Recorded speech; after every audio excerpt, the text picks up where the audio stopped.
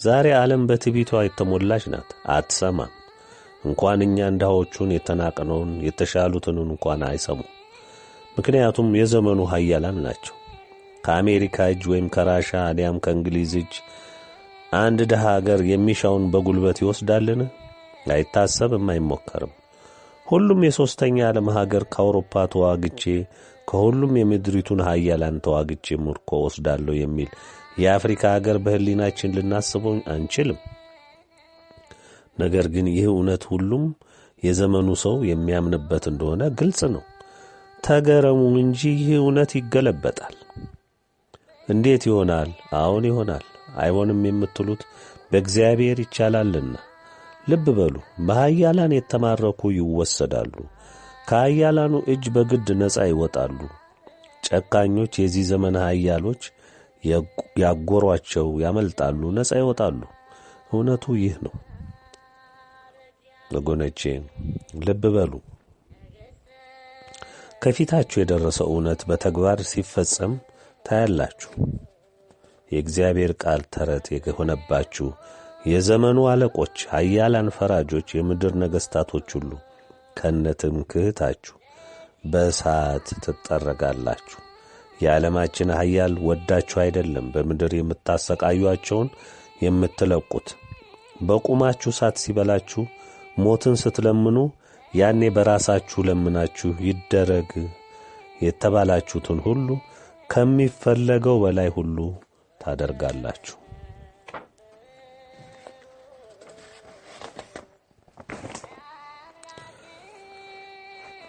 ከተመሰገነችው ከተወደደችው በፊታችሁ ሁሉ ትከብር ዘንድ በኃያሉ እግዚአብሔር በታሰበችው ኢትዮጵያ ፊት ትቢያ ትሆናላችሁ።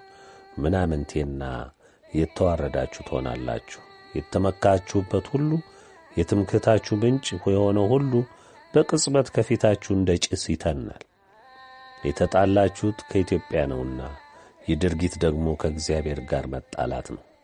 መከራችሁ ምን ያህል እንደሚከብድ የሚገልጸው የፍርድ ቃል ሥጋችሁን ያስበላችኋል፣ ደማችሁን እንደ ወይን ጠጅ ያስጠጣችኋል። በዚህም ሥጋ ለባሽ ሁሉ የሚያዩ ይሆናል። የኢትዮጵያ ታዳጊ መድኃኒት ኃያሉ እግዚአብሔር እንደሆነ ያኔ ታውቃላችሁ። ይሄ ከፊታችሁ ያለ ስለሆነ በተግባር ስታዩት ኢትዮጵያ ማን እንደሆነች ታውቃላችሁ። በኢትዮጵያ የተመረጡ ሕዝቦቿ ለትንሣኤው የሚበቁት ሕዝቦቿ ማን እንደሆኑ ያኔ ታውቃላችሁ። እናንተም ዘንድ ተበትነው ያሉ የኢትዮጵያ ቅሪት የሆኑ ለትንሣኤው የተመረጡት ሁሉ እናንተ መሃል ያሉት እንዴት ከብረው እንዴት በሰዓት ውስጥ ሲጽናኑ ሲመላለሱ ያለ ጉዳት ቆመው ታያላችሁ። ያኔ ገና እዚህ ኢትዮጵያም ሳትደርሱ እነሱ ፊት ትንቀጠቀጣላችሁ፣ እነሱን ትለምናላችሁ፣ እግራቸውን ትልሳላችሁ። ይሄ ደግሞ እንደሚሆን ዛሬ እኔ አሁን በዚህ ቃል አረጋግጥላችኋለሁ። ወገኖቼ ንጉሠ ነገሥት ቴዎድሮስ የኢትዮጵያ ትንሣኤ ምን እንደሚመስል እንዴትስ እንደሚከናወን በሚገባ በትንቢተ ኢሳይያስ ተረጋግጦ ተገልጦላችኋል። ከፊታችሁ ደግሞ ሊከናወን በደጃችሁ ቆሟል። ከዚህ መልእክት መውጣት በኋላ ሁሉም ድርጊት ይከናወን ዘንድ ከልዑል ዘንድ ታዟል። ዛሬ ባለንበት በዚህ ሰዓት ምድር በውሸት ወሬ ጧትም ማታም በምትናጠበት ወቅት ወጣቱም ሽማግሌውም የቴሌቪዥን ሱሰኛ በሆነበት ዘመን የማኅበራዊ ድረገጾች እስረኛና በእነሱ እስትንፋስ የሚኖር ያህል በተቆጠረበት ዘመን ዩቲዩብን፣ ፌስቡክን፣ ሌሎችንም ገጾች የሸፈነው አንዱ የወቅቱ ጉዳይ ስለ ኢትዮጵያ ትንሣኤ የሚጻፈው ሲሆን ከዚሁ ጋር ተጣምሮ የሚነሳው ደግሞ የንጉሠ ነገሥት ቴዎድሮስ መነሳትና የመምጣት ጉዳይ ዋና ሆኗል። አንዳንዱ ወቅቱንና ያለውን የዓለም ነውጥ በመመልከት ከኢትዮጵያ ትንሣኤ ጋር መያያዙን የሚቃወም ሲሆን፣ አንዳንዱ ስለ ትንቢት ቃሉ በመጻረር የዘመኑን ገዦች ለማስደሰትና ፍርፋሪ ለመልቀም ይለፋል። አንዳንዱ ደግሞ የጣፈጠ ተደማጭ እንግዳ ነገር በማቅረቡ ብዙ አንባቢ በማግኘት ከዩቲዩብ ሳንቲም ለማግኘት የሚደክም ነው። የሚበዙት ደግሞ የዲያብሎስ ታዛዦች በመሆናቸው መፈጸሚያቸው መድረሱን ከጌታቸው ስለሰሙ በከፍተኛ ጭንቀት ውስጥ ገብተው ሕዝቡን እንዳይሰማ ለማድረግና ከእውነቱ መንገድ ለማሳት የሚጥሩ ናቸው። ንጉሡ በዚህ ነው የሚሉ እንዳሉ ሁሉ የተለያዩ የትንቢት መጻሕፍትን በመጥቀስ ስለ ትውልድ ሐረጉ፣ ስለሚመጣበት አቅጣጫ፣ ስለተወለደበት ሁሉ የሚናገሩ ገጾች እጅግ በዝተዋል። ብዙዎች የሚያነሱት እንግሊዝ አገር ስለሚገኘው ፍካሬ ኢየሱስ ሲሆን እንዳሻቸው እየተረጎሙ እንዲህ ይላል እንዲያ ይላል እያሉ ሕዝቡን ሁሉ ሲያሳክሩት ይታያል። የዘመኑ ሰው ወሬ ቀለቡ ነውና ውሸቱንም ከጥቂት እውነት የተቀላቀለውንም ማሳሳቻውንም ሁሉንም ሳይመርጥ ያዳምጣል። በዚህም ግራ ይጋባል። የዘመናችን የዲያብሎስ አለቆችና መንግስታት እንዲሁም የዲያብሎስ የሐሰተኛው ነቢይ ድርሰት የሆኑ እምነቶች ከሃዲዎች ይህን እውነት በማዛባት በማግነን የተሳሳተ ትርጉም በመስጠት በጥርጥር መንፈስ በመሙላት እንደ ተረት እንዲታይ ብዙ ጥረት ያደርጋሉ። በብርቱ የሥጋው ዓለማችን የሚነዳትም ዲያብሎስ የቀደመው እባብ ዘንዶ ሐሰተኛው ነቢይ ይህንን እውነት ጠንቅቀው ያውቃሉ። እውነትነቱንም በሚገባ የተረዱ ናቸው። ልብ በሉ። እግዚአብሔርን የካደ የልዑልን መንግሥት ሊገለብጥ እሱ ፈጣሪ ሊሆን የተመኘ ይህንንም ሕልሙን ለመፈጸም እስከ መዋጋት ሄደ ዲያብሎስ በምድር ያቆማቸው አለቆችና ሹሞች ናቸው።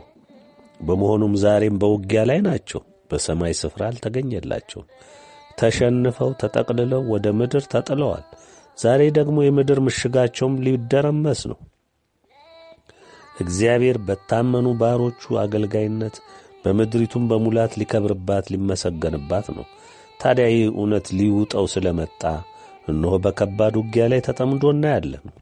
ግድ ነውና ይህ እውነት እውን እንዳይሆን ይመኛሉ። ምክንያቱም የሕልውናቸው ማብቂያ ነውና። ይህም ብቻ አይደለም፣ የካዱት እየተዋጉ ያሉት እኛንም እነሱንም የፈጠረ አምላክን ነውና በታላቅ ድንጋጤ ቢዋጡ አይገርምም። በእነሱ ግብዓተ መሬት ላይ እግዚአብሔር በምድሪቱ ላይ ይከብራልና ይህ እውነት ምድርን በከደነ ጨለማ ላይ ሁሉ ያበራል። የሁሉ ፍጥረት ጌታ በቅን ፍርዱ በምድርም በሰማይም ሊከብር ሊመሰገን ይገባዋል። ቅን ፈራጅ አምላክ ነውና። ታዲያ የዚህ ጨለማ ገዢዎች ሕልውና የሚያጠፋ ንጉሠ ነገሥት ቴዎድሮስ በእግዚአብሔር ኃይል ተቀብቶና ተሹሞ ሲመጣ እንዴት ይቀበሉታል? ቄጤማ ጎዝጉዞ እንደማይቀበሉት እሱም ጠንቅቆ ያውቃል። ጨለማና ብርሃን ምን ኅብረት አላቸውና ንጉሡ የመጣው የፈጠረውን አምላክ ፈቃድ ሊያስፈጽም ሊያስመልክ፣ በሁሉም ነገር በምድር ስለ እግዚአብሔር ክብር ስም ስለ ከበረው ቃሉ ዘብ ሊቆም የመጣ ነው። ስለዚህ ሊያጠፉት ቢመኙ ከእነሱ ዐይን ሲታይ ግድ የሚላቸው ነው። ብቻ ትግላቸው በቀላሉ የተገነባ አይደለም። ዲያብሎስ ጥበቡን አልተነጠቀምና ለጥፋቱ ብዙ ዘዴ እንደሚፈበርክ ግልጽ ነው።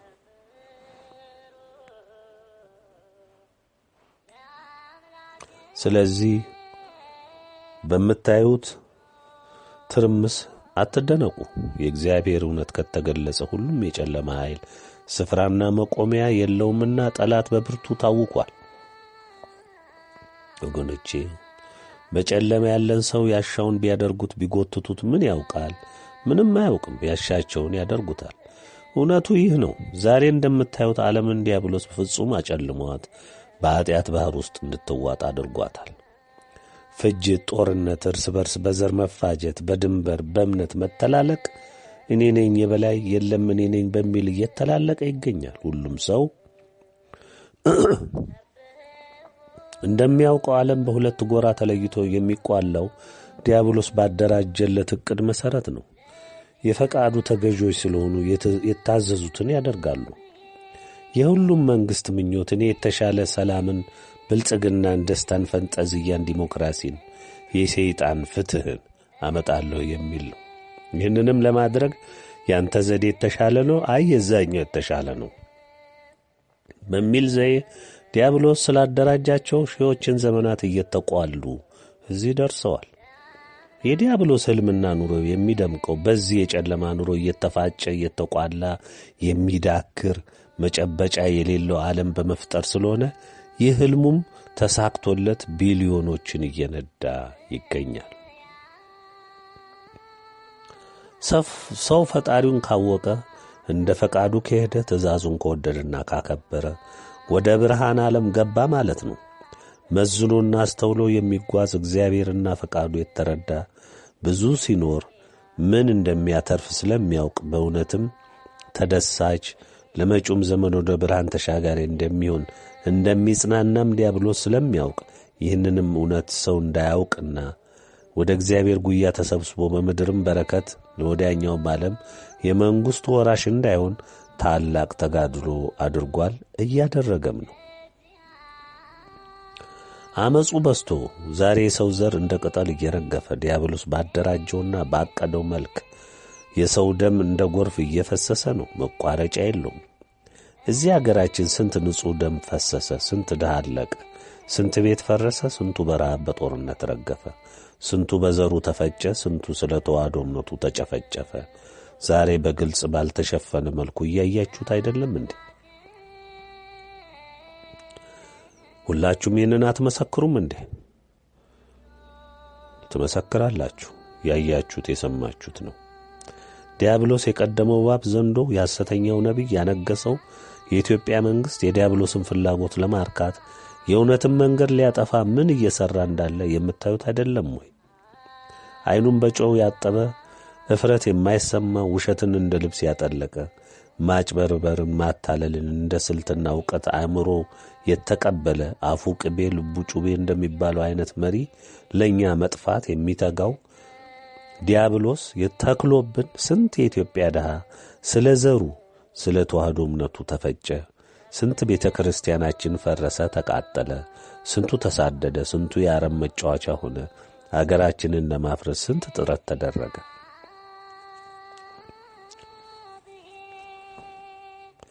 የጥፋት ሁሉ ማዕከል ኢትዮጵያ ለምን ሆነች? ግልጽና የማያሻማ ነው። የቀደመው እባብ ዘንዶ፣ ሐሰተኛው ነቢይ፣ ተጠዋሪዎች ሕልማቸውንና ሩጫቸውን የሚያጦፉት እግዚአብሔር ኃይልን ያስታጠቃቸው የሥላሴ ባሮች የሚነሱት ከዚች ከድንግል ርስት ኢትዮጵያ ስለሆነ ነው። የጠላታችን ሞትም ከነዝግንትሉ መጠረጉም የታወጀው ከዚህ እጅግ አብዝቶ ከሚጠላት ኢትዮጵያ ነው። ኢትዮጵያ የተወደደች የተመረጠች በዘመን ጉዞ አምላኳን ያከበረች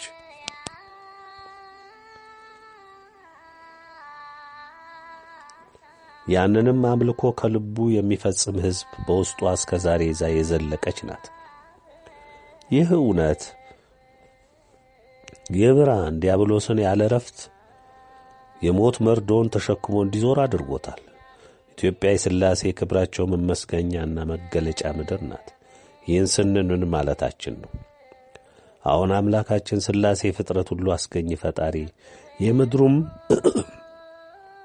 የሰማዩም የሚታየውም የማይታየውም ረቂቅ ፍጥረት ሁሉ ፈጣሪ፣ በፈቃዱ ሁሉን ያጸና እኛንም ወዶና ፈቅዶ በአምሳሉ የፈጠረን ጌታ በሰማይ ሁሉም ፍጥረት ያለማቋረጥ ያመሰግነዋል። ሌትም ቀንም ምድርም ልታመሰግነው ይገባታል። በላይዋ ያለው ፍጥረት ሁሉ ሲያመሰግን ሰው ብቻ አምጾ ቆሟል። ይኸውም በሰማይ ክብሩንና ማዕረጉን በገዛ ትዕቢቱ የጣለው ዲያብሎስ ወደ ምድር ስለተጣለ ሰው ደግሞ ይህንን በፈጣሪው ያመፀውን ክፉ ጠላት ከመካድና ከማውገዝ ይልቅ ፈጣሪውን ክዶ የእሱ ተገዢ ሆኖ በመገኘቱና ቢመከርም ቢገሰጽም አልሰማ ስላለ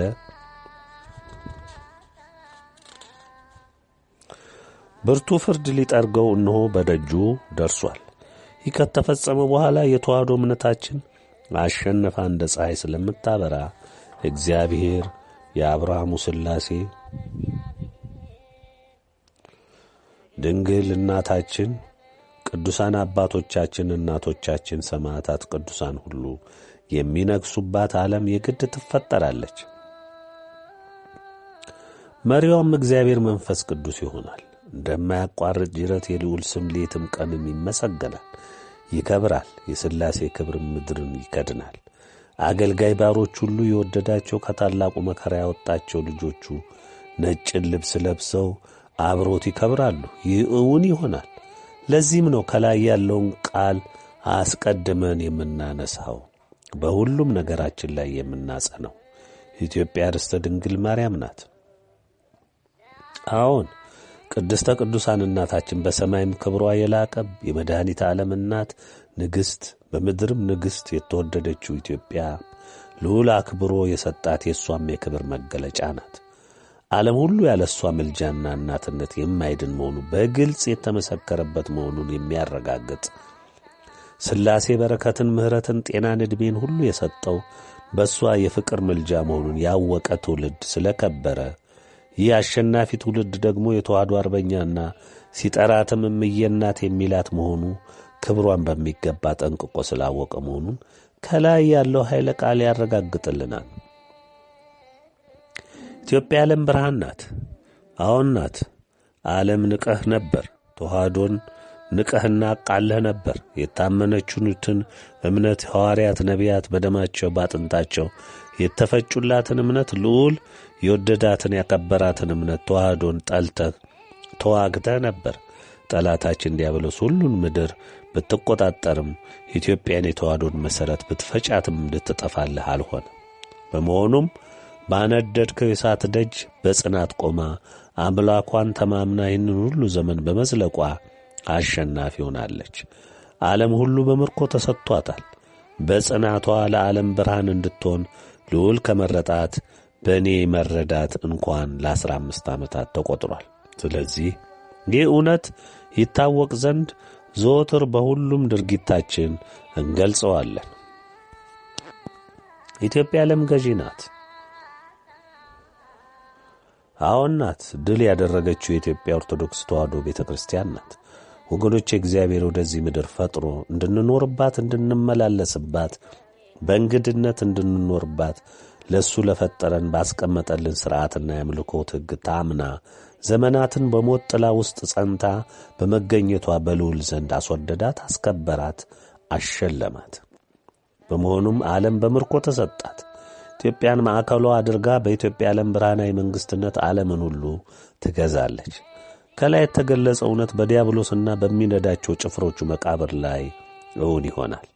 ይህ በመሆኑ ይህንን እውነት በሚገባ ስላወቀና ስላረጋገጠ ዲያብሎስ ከነምንዝሩ ታውኳል።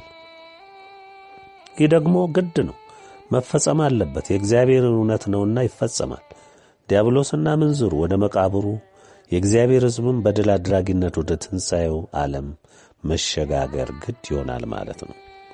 ይህን ለማስቀረት ዲያብሎስ የቀደመው እባብ ዘንዶ፣ ሐሰተኛው ነቢይ አለኝ የሚለውን በክደት የገነባውን እምነቶች መናፍቅ፣ ካቶሊክ፣ እስላም፣ ምሁር፣ የኤሻው የጣዖት እምነት ወዘተ በሙሉ የማስተባበል እንዳይሰማ ማድረግ፣ ሌሎችንም ይጠቅሙኛል ያለውን ዘዴ በሙሉ ያንቀሳቅሳል።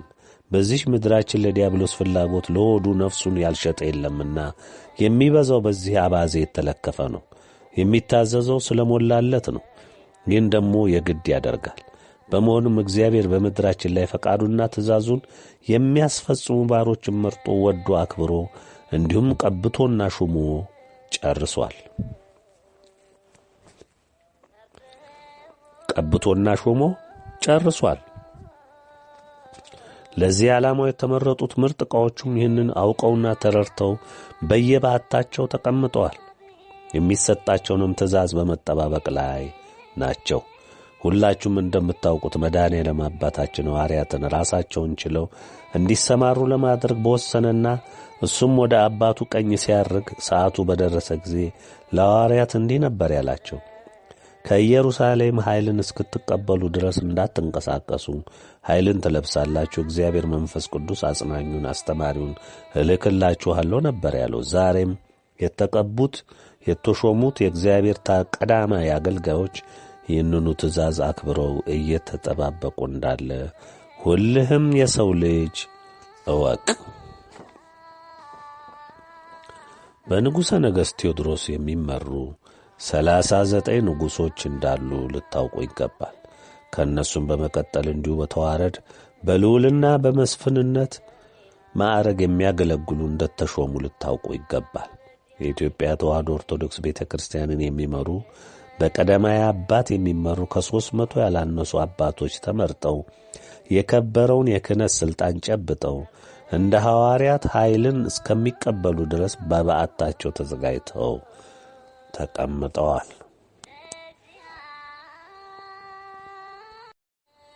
ዓለም እወቅ፣ የምትሻገረው ወገኔ ተረዳ፣ አስተውል። እውነቱ እንግዲህ ይህንን ይመስላል። በተለይ ተሻጋሪ የሆንከው የእግዚአብሔር ቤተሰብ ለትንሣኤው ዘመን ትደርስ ዘንድ የተወደድህ ወገኔ ዕድለኛ ነህና በትዕግሥት ተጠባበቅ። በጥርጥር ተሞልተ የዲያብሎስን የማያቋርጥ ቱልቱላ እያደመጥክ አትሳሳት። የተሰጠህንም ዕድል እንዳታመክን። የፈሰሰ ውሃ አይታፈስምና ተታለ ወደ ጠላት ጉያ ከገባ መልሰ በምንም መልኩ አታገኘውምና ተጠንቀቅ ብዬ መክርሃለሁ። ወደ ትንሣኤው ከተሸጋገርክ በኋላ ምድር ትፈወሳለች። የተሰዉ ሰማዕታት አባቶቻችን፣ እናቶቻችን ስለ ፈሰሰው ደማቸው፣ ስለ ደረሰባቸው ሰቆቃ ሁሉ በልጆቻቸው ይነግሣሉ።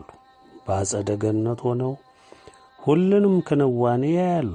ስለ ታመነው ስለ ቅን ፈራጁ አምላካቸው ስለ ቅን ፍርዱ ይደሰታሉ፣ ያመሰግኑታል። ልዑልም ይከብራል፣ ይነግሣል። ባሮቹ አገልጋዮቹ ይለብሱታል። በልባቸው በሐሳባቸው በነፍሳቸው ይላበሱታል። እግዚአብሔር መንፈስ ቅዱስ ልባቸው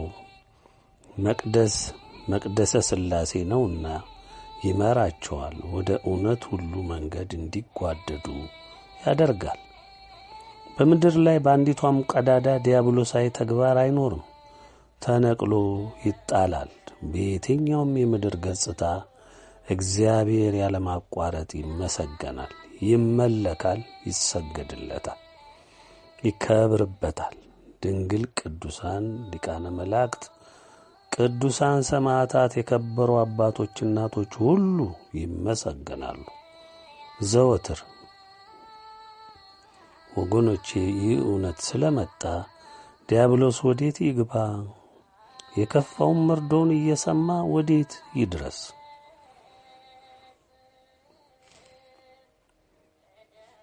የእግዚአብሔር ቤተሰቦች፣ በተሰጣችሁ ተስፋ የጸናችሁ ወገኖቼ፣ ንጉሠ ነገሥት ቴዎድሮስ ማን ነው በሚለው ጥያቄ ዙሪያ ብዙ ነገሮች ተነስተዋል። በብዙ ጸሐፍቶች ዘንድ ታሪኩ እየተዛባ በመጻፍ ላይ ይገኛል። ይህ ደግሞ የሚሆነው ጠላት በሚያንቀሳቀሳቸው ዕቃዎቹ አማካኝነት ነው። ታማኝነትን ለማጥፋት የሰውን ልቡና በጥርጥር መንፈስ ለመሙላት የሚያደርገው ተግባሩ ነው።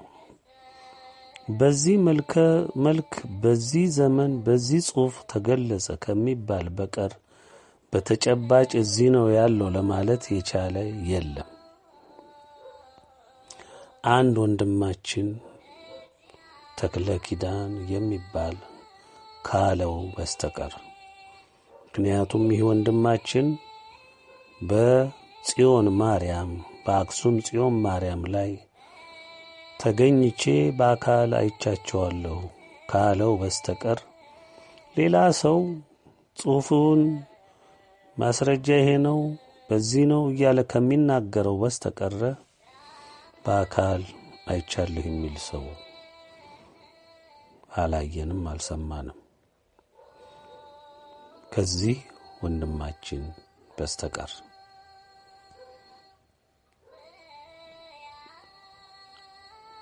የወንድማችን ደግሞ ብዙ ጊዜ እንደምትረዱት ብዙ መልእክቶችን የሚያስተላልፍ የሚመክር የሚገስጽ ነውና ብዙ መጽሐፍቶችንም ስለ ኢትዮጵያ ትንሣኤም ስላለው ክፉ ሁኔታም ስለ ፍርድም ስለ ቅጣትም ስለዚህ ሁሉ የጻፈ ወንድማችን ነው።